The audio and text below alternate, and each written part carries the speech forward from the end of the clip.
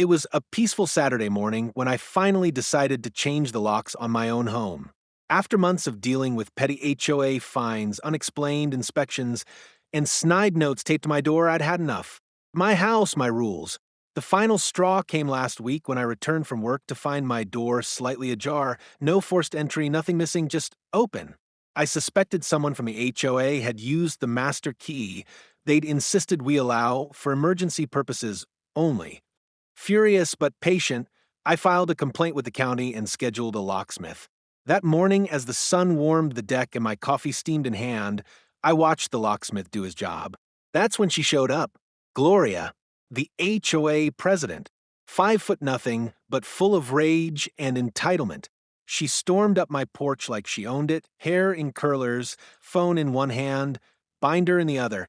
"You can't do that," she barked, pointing at the new lock being installed. "You're violating HOA Code 7C and 9A. You agreed to the rules when you moved here." Her voice carried across the cul-de-sac, gathering the attention of a few neighbors who peeked through blinds. I calmly explained that I had the right to secure my own property, especially after someone suspiciously entered without my knowledge. "This is a community," she snapped, red in the face.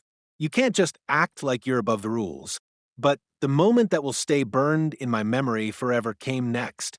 Gloria, in her full fury, stepped onto the porch, grabbed the lock from a locksmith's hand, and tried yanking it away, screaming, "I command you to stop."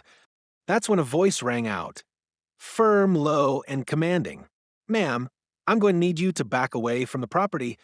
Gloria spun around, stunned. There, leaning against the deck rail, just a few feet above us, stood Sheriff Langston, the county sheriff himself. He'd been enjoying coffee with my uncle, who I forgot to mention is a retired officer and was staying with me that weekend. Gloria's face went pale. The sheriff continued, "What you're doing could be considered harassment and attempted destruction of private property. I suggest you leave now and consult your attorney before returning." She stammered something about just trying to keep order before stumbling off the porch like a deflated balloon. I haven't heard from her since. But the lock? It stayed. And so did my peace.